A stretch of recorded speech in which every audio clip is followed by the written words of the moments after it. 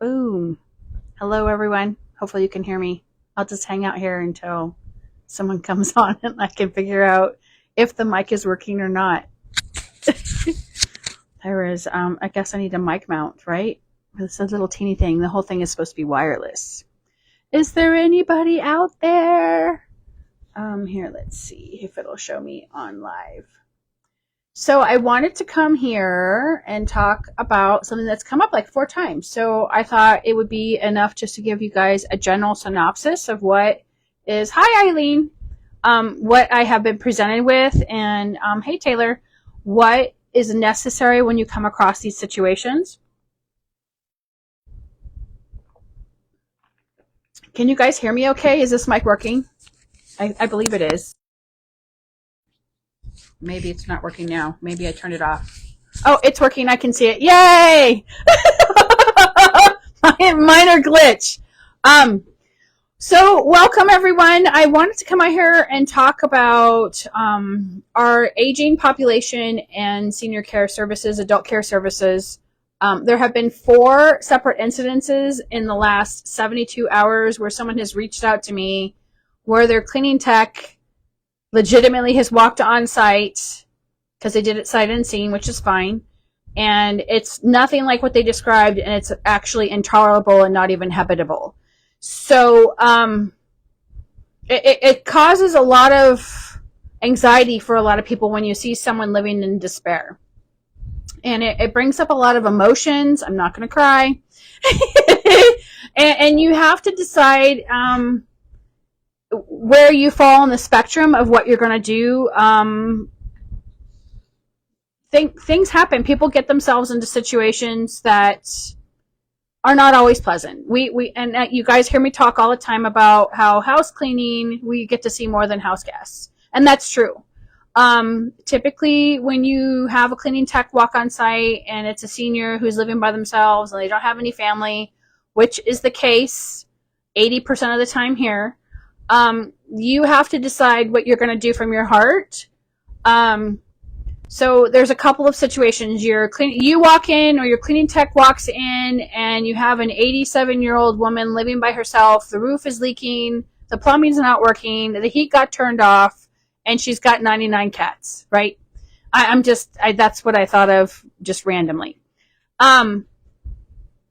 And it's going to be way more than what you quoted her, and there's no way that this person's going to have the budget to do so. So you could do the very first thing is to try to renegotiate the price, which they're going to say, I don't have any, and then tears are going to happen on both sides. Usually the cleaning tech will have a full-on meltdown at this point. And the homeowner, the resident, is going to have a meltdown too.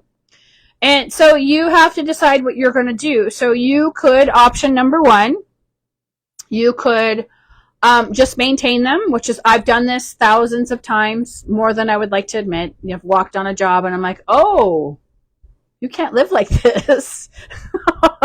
And I've just taken it as an expense. It's a line item on the budget. And like, we're just going to get you all caught up until we can figure out, who's going to care for this individual or not care for them. So you could be very generous and give them a free cleaning. Usually when you're walking into those situations, they're $2,000 or $3,000 jobs minimum. So you have to decide at what price point you're going to stop. You could try to get the state to step in to help maintain it. We've all seen Annika, I can't think of her name, the girl who always does the really gross cleanouts. What is her name? Hey, Ricky. I can't think of it off the top of my head, but you guys all know who I'm talking about. The girl from Russia who's been to America, who's been to the Netherlands, who's been all over cleaning up really bad, disgusting, gross stuff, right? You could offer free cleanings that way. You could just do free cleanings entirely and you could get a sponsor like she does. I've seen that work too. But someone has to take care of these guys, and you have to decide what you're going to do. So if you're going to give a free cleaning, weekly cleaning until it's caught up, I've done that with cancer patients in the past. You decide it has to come from your heart. You cannot do something so generous and go through all of the emotional turmoil that this is going to cause without having it come from your heart. There's no point in doing something like that if you're resentful. So if you're not at the capacity where you can afford to do that, or you're just not emotionally ready to take on a job like that, then don't. Just it's totally okay, and there'll be another person who is going to be just as needy right down the road, and that's okay too.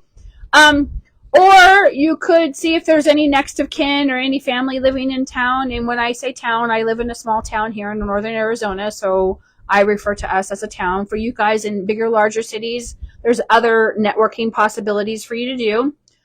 Sometimes there's property and assets involved, where, for example, they'll get you on a schedule, they'll pay you for your services, and then suddenly there's a Steve hanging out on the couch, right? And you're like, who are you?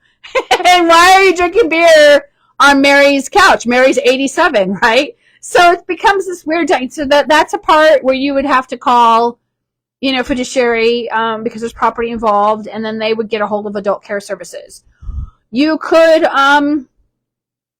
also call adult care services anonymously if you don't want to be involved in any of the process. Adult care services will say, okay, and they'll decide. It's a case-by-case basis. Sometimes they want to, depending on the caseworker, sometimes they want to keep that person in the home as long as they possibly can, which is what our goal is. We're like the last ones before they have to get put away. Jamie and I believe, talked about that in a podcast. So you have to decide what you're going to do with all of the stuff that you're feeling. And you're going to do the easiest decision possible that's good for your heart and not make you feel guilty. Hey, Virginia. So you have to decide what that is. So you could step in and do a free cleaning. You could call fiduciary if there's property involved. You know that they own their house. We have a lot of seniors who are 90 who live in the Victorian homes on Mount Vernon. I'm sure you guys have seen the reels.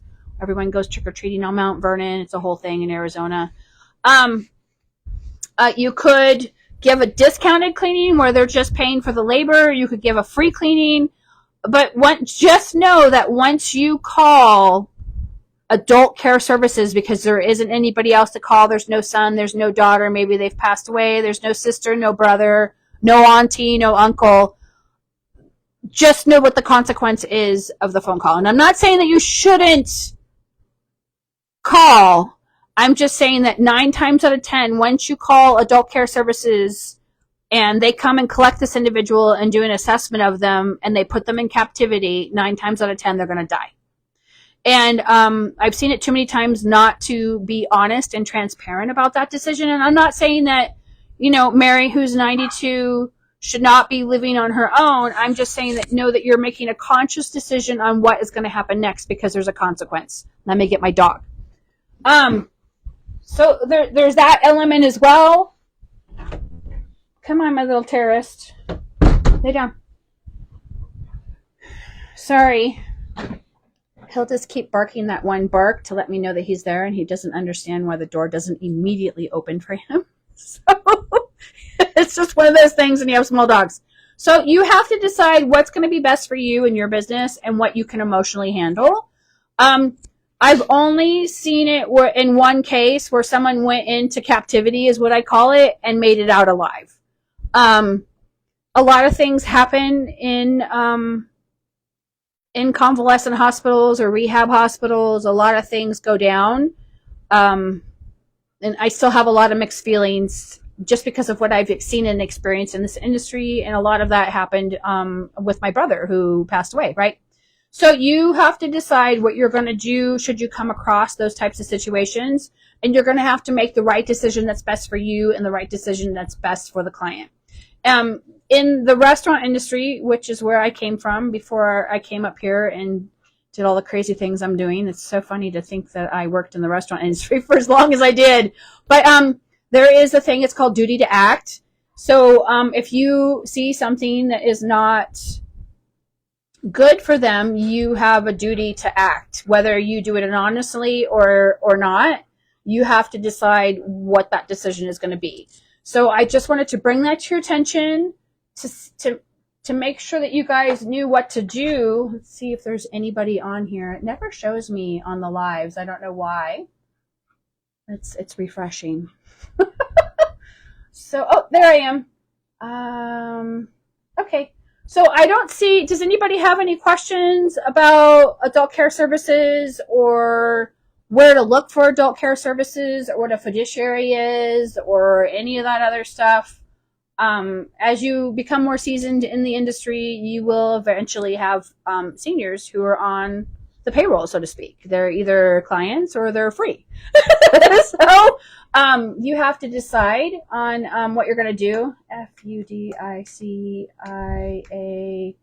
fiduciary. I'm trying to remember how to spell fiduciary. It's been a while. Oh, there it is. FIDCUCIARY, fiduciary. So sometimes there is a fiduciary who's already been assigned to this individual because they have assets. The people who don't have assets, you can just go right and you can segue right into adult care services. Hey, Shelby. But it is something that you're going to have to deal with. And there's going to be situations, especially maybe not with seniors who are living in situations that are not exactly habitable.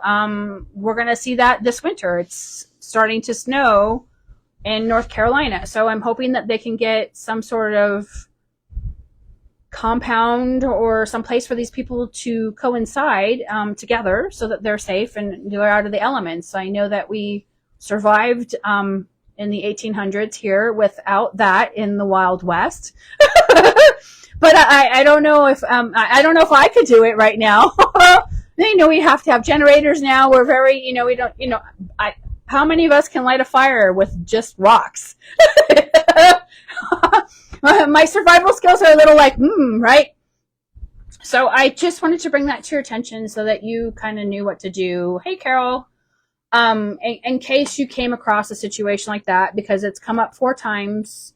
One of them was actually local here, and then I've had one in Washington, D.C., one in Maryland, and I believe the other one was Texas. So, and it just happens. Sometimes you can go and look for yourself. Sometimes they can shoot video and shoot you. And a lot of times it's other tradespeople who will tell you, hey, I'm not sure what your budget is, but I got, Mrs. Smith over here. She's 92 and the roof's leaking and there's no heat in the house and she's got 99 cats, right? So make sure you know what to do when you come across situations like that. Are there any other questions about that? I don't see anything. The bundle is still on sale on my website. I didn't take it down.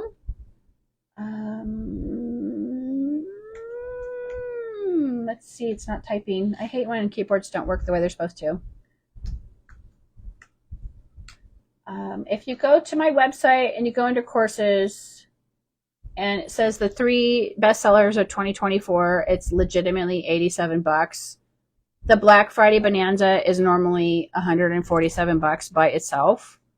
And the contract bundle is $149. And if you were to pay full price for the Pricing Blueprint Masterclass, that's another $100. So you're saving a lot of money if that is something you're interested in. People have come out and asked me, excuse me, let me get water, too much talking.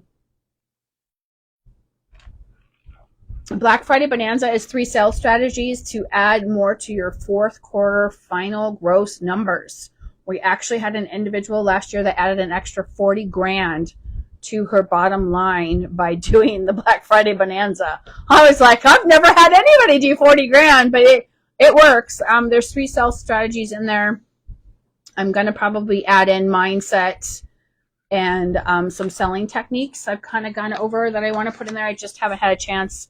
I legitimately just finished the podcast with Jamie last week up until the end of the year, so we're good to go. If you guys don't have any questions, I don't want to sit here and listen to myself talk. I mean, I could, but it's not my thing. I don't see any questions, so I guess I'll let you guys go. But if you have any questions about seniors, fiduciaries, adult care services, please reach out. I'm happy to guide you in those situations so that we can get our seniors taken care of. You guys take care.